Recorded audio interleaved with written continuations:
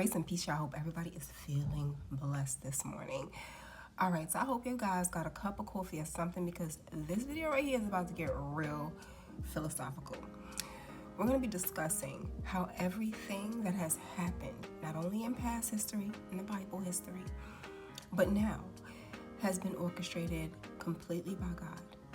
Now, when you read the Bible, it would have many believe that God has somehow lost control over creation. When it came to the Garden of Eden and Eve with this apple, and then them having to leave, and then the bottom of the mountain of Canaan, all of this. But really, God had a hand in it all. So let's go ahead and get into this, and hopefully it gives you a clear depiction not only of where we came from, where we are now, and where we're supposed to be headed. So let's get to it.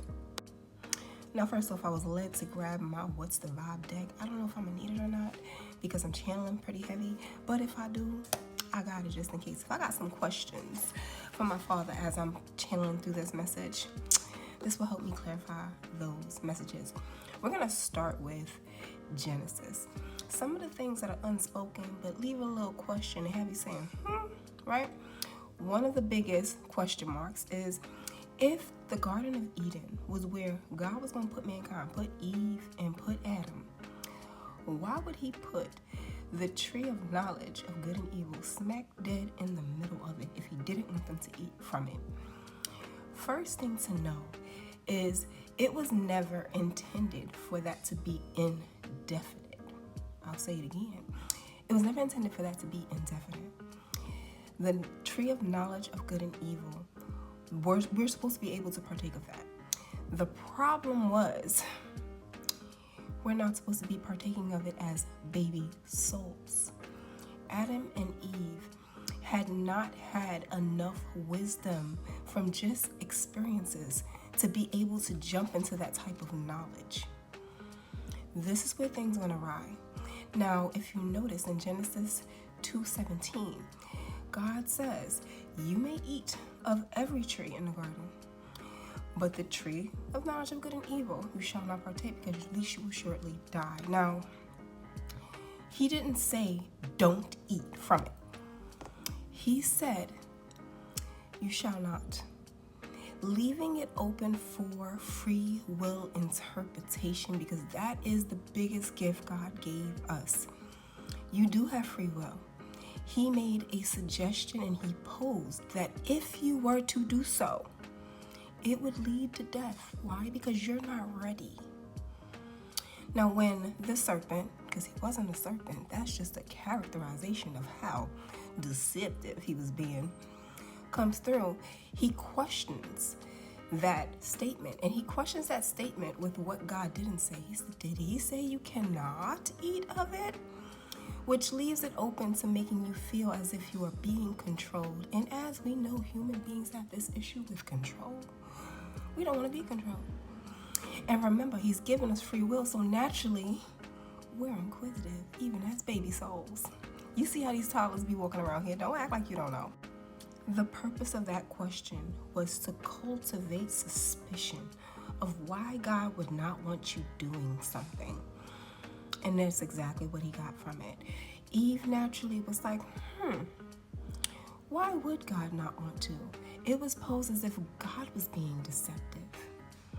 Now, what also was happening in this part of the Bible, the serpent was also saying, hey, he just doesn't want you to become as knowledgeable as he is. Which also wasn't true. Because remember, we're going to eat from the tree. We're just not ready to eat of the tree. The knowledge that came from them eating of the tree was the knowledge of fornication, baby. Why do you think the very first thing that Adam and Eve noticed was they were naked? They had shame. Shame doesn't come from you just being able to see a body part, baby. It comes from you being able to explore a little bit harder than you know you should have been. That's where the shame came from. But that also spins on why the world has gotten the way it is, because we've allowed fornication to now be a task where it is not. It is a very spiritual thing. So in case you need a quick recap, God said don't eat from the tree. They ate from the tree. Now they got knowledge, they don't know what to do with. Sounds very familiar. If I'm not mistaken, we live in a time where children, young souls, have access to so much information that they don't know what to do with. It's leading to a lot of complications in our world. Early pregnancy, early aging, a lot of issues. And this is exactly what it was leading to even at that time. Now, the whole idea that we hold now that becoming an adult comes at 18 years old is 100% false. God intended for us to be maintaining that youthful glow of a toddler until at least the age of 60. But what happened was, once you had that knowledge of good and evil, you start aging very rapidly because knowledge ages you. This is why we have these statements of, you're being too grown. They got too much information. How could they not be? Now, the reason why I can say God definitely has a hand in everything is because everyone has a path. Every single person under God has a path. And your path is created for you. But when you deviate from the path, you create detours. That was the only thing that really did happen, was detours. And because mankind dabbled in a whole lot of things they wasn't supposed to play with, they created a whole lot of detours. Now, when we talk about how we've gotten to where we are, it really shows how adaptable mankind is. Okay, so we're going to pump our brakes on this because I'm channeling into the story of Cain. We all know Cain got exiled from the land of Nod. He was sentenced to be out, and it's because he offed his brother Abel. Most of us know the story. If you don't, hop up in that story. Now, I gotta ask a question. Why was Cain exiled? Consequences. So it was consequences of his actions. What else? Boundaries. So he needed to be exiled so he could be taught a lesson, is what I'm getting.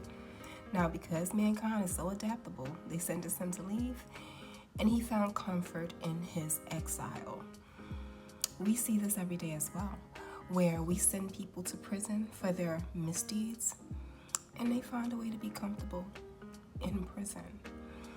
Mankind is just very adaptable like that.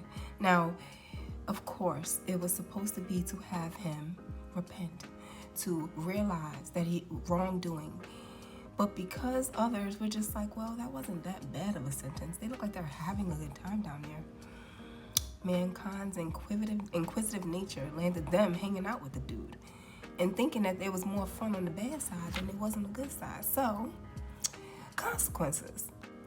But even with these detours, they have a purpose. When we talk about the huge war between good and evil, we think of that as a war external to ourselves, that there are these demons and angels fighting where, yes, in the spirit world, they are fighting for you. The true battle is within yourself.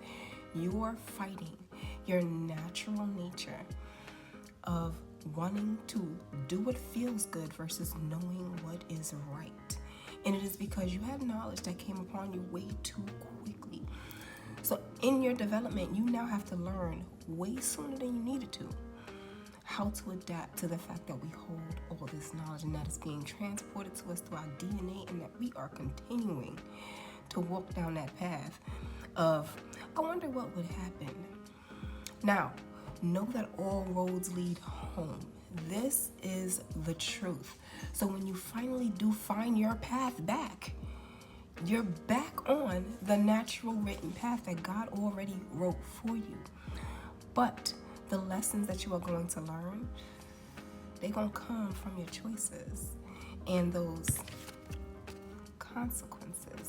So as you get through these consequences, you work through these things, you're able to come back, but everything works to the glory of God.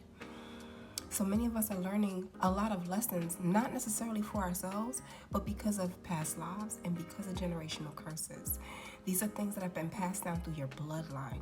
It's not necessarily you, but you have to get rid of that within your spirit. It's attached to your soul. So I'm going to leave this right here. There might be a part 2. So love and light, y'all, and peace.